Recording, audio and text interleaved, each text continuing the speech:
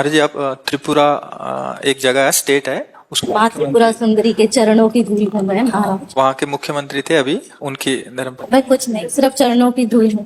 विचलित हूँ, भ्रमित हूँ, मन में बहुत द्वेष है।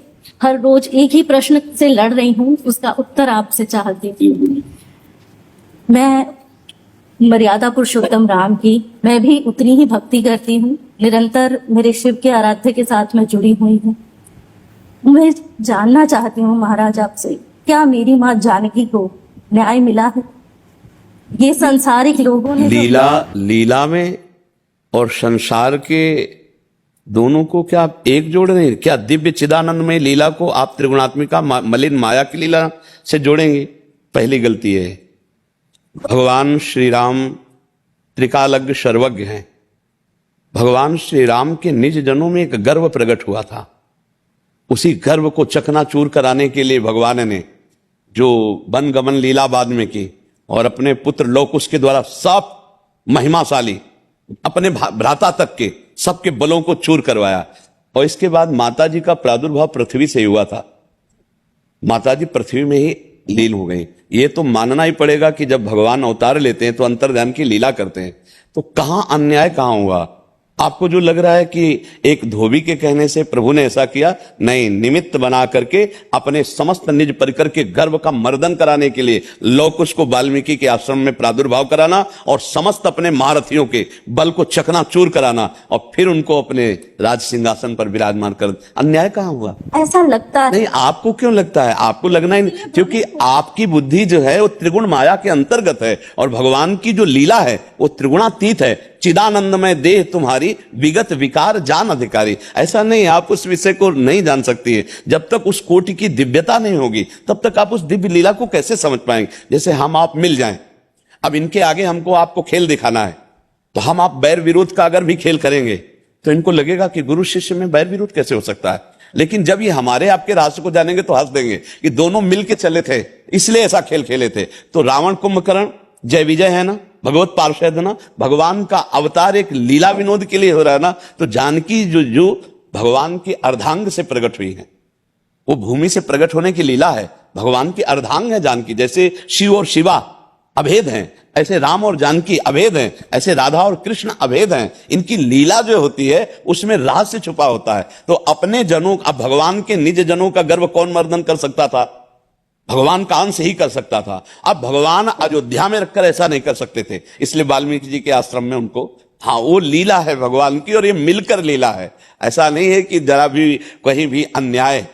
धर्मात्मा जितने भी हुए हैं, महात्मा जितने भी हुए हैं, भगवान श्री राम के कहीं भी किंचन मात्र भी मर्यादा पुरुषोत्तम में इतना भी दोष नहीं निकाल सकते। तो फिर वो अपनी प्रिया के साथ ऐसा कैसे कर सकते हैं? वो तो उनकी अर्धांग है, उस लीला को समझना है।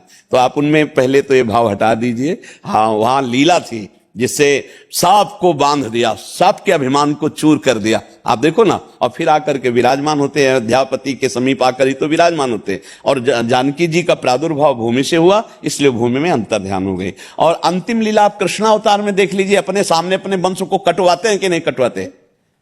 ऋषियों से साफ दिला करके और अपने सामने। तो ये लीलाएं हैं भगवान की दिव्य। उन लीलाओं में हम पार्थिव बुद्धि से अगर देखेंगे तो हमें कहीं ना कहीं दोष दिखाई दे सकता है। मुझे ऐसा लगता है महाराज, कलयुग के इस चरण में भी हम महिला कहीं ना कहीं उसी तरह से कहीं ना कहीं पीड़ित होती जा रही है। कहीं हमारे, लेकिन उसी तरह मत बोलिए, क्योंकि वहां कहीं भी पीड़ा जानकी जी को नहीं थी।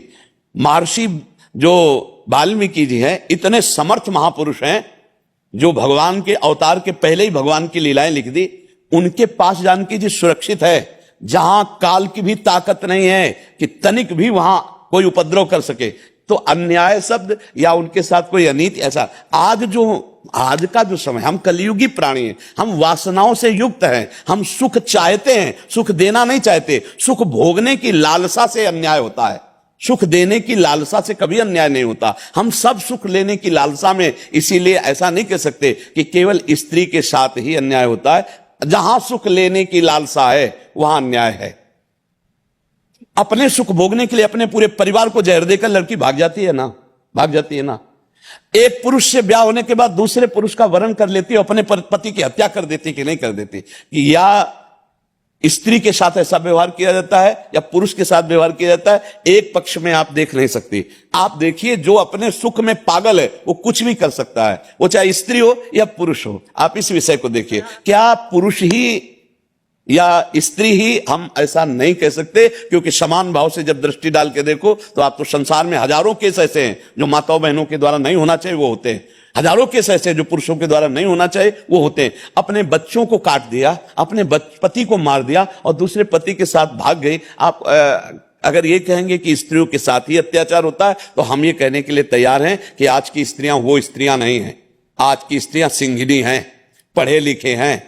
आज की स्त्रियां वो नहीं है जो पुराने जमाने में थी कि आप थप्पड़ मार दो चुप होकर बैठ जाएंगी, थप्पड़ मार दोगे तो बीच सभा में थप्पड़ मारकर तुम्हें बंदी बनवा देंगी। आज की पढ़ी लिखी लड़कियां हैं। पर देखो, कुमार्गामी लड़कियां भी हैं और कुमार्गामी लड़के भी हैं, दोनों पक्ष देख रहे हैं। तो इसलिए उसको भगवान की लीला से न जोड़ा जाए। ये मलिन माया की लीला है और वो मायातीत लीला है भगवान की। समझ रही ना आप आशीर्वाद करें। मुझे लगता है आज के बाद उस ज्ञान की तरफ अग्रसर होंगी जहां मेरा मार्गदर्शन होगा, क्योंकि भ्रमित हूँ, इसीलिए आपसे नहीं, आप आगे बढ़िए, आप आगे बढ़िए। धन्यवाद।